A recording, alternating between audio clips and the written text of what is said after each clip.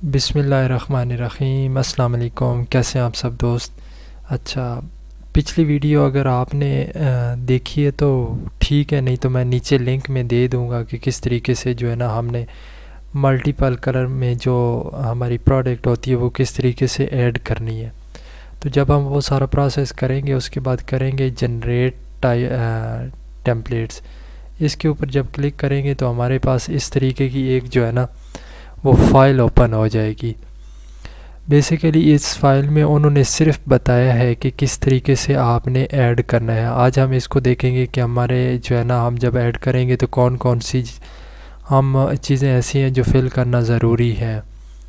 सबसे पहले इन्होंने नीचे दी हुई है इंस्ट्रक्शन में इन्होंने ये सारा जो है ना वो बताया हुआ है कि किस तरीके से आपने इसको इस्तेमाल करना है। अगर आप ये पढ़ना चाहो तो आप पढ़ सकते हैं। उसके बाद ये इमेज है, वो कहते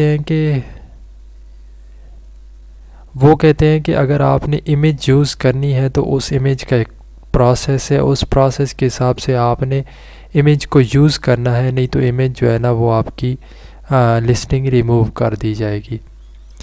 यहाँ से इन्होंने इमेज साइज शुड भी ये इन्होंने जो है ना मैं आपको शुरू से बता देता हूँ। इमेज स्टैंडर्ड इन्होंने बताया कि कौन सा होना चाहिए। मेन इमेज उन्होंने बताया कि कौन सी होनी चाहिए। ये सारे जो है ना आगे मैं आपको करके दिखाऊंगा।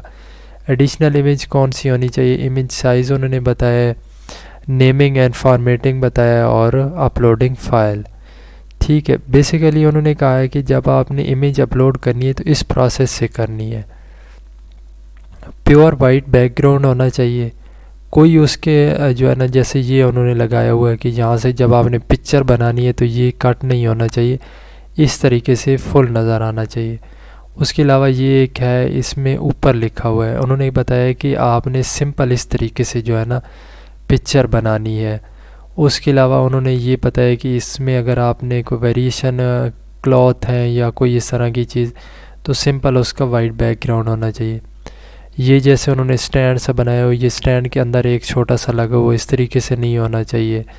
उसके अलावा ये पिक्चर के ऊपर उन्होंने वाटर मार्क्स लगाया, ये नहीं होना चाहिए।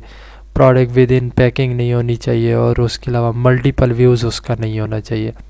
आपकी जो भी प्रोडक्ट है ये जो है ना इस तरह बता रहे हैं कि इस तरीके से जो है ना आप कर सकते हैं। अगर लोगो लगा हुआ तो वो रिमूव हो जाएगी लिस्टिंग, या इस तरीके से जैसे नो मल्टीपल व्यूज़।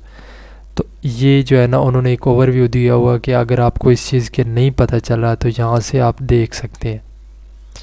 नीचे एग्जांपल में आ जाए। अच्छा, यहाँ पे मेन उन्होंने एग्जांपल दी हुई है कि कौन कौन सी चीज़ें ऐसी हैं जो आपने फिल करना लाजमी होती हैं और कौन सी चीज़ें ऐसी हैं जो आप स्किप कर सकते हो। यहाँ से देखिए example, this is an example of providing a new listing और full update every value. The example has no variation and it's a single detail fulfilled by Amazon FBA या FBM। बेसिकली ये जो चीज़ है ना, ये जो आपको नज़र आ रहा है, product types, seller SKU, brand, ये सारी चीज़ें हमने फिल करनी। ये तो उन्होंने एक एग्जांपल दी हुई है कि प्रोडक्ट टाइप में अगर आपका शूज़ है, सेलर SKU कौन सा है, उसके अलावा ब्रांड नेम।